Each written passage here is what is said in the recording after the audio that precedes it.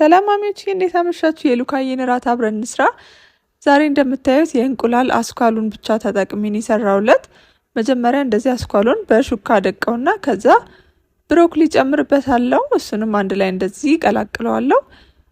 ከዛ ደግሞ ኦትስ እንደዚህ የበሰለውን እጨምርና ቀላቅለዋለሁ። ከዛ አቮካዶ መጨረሻ ላይ ጨምርበታለሁ።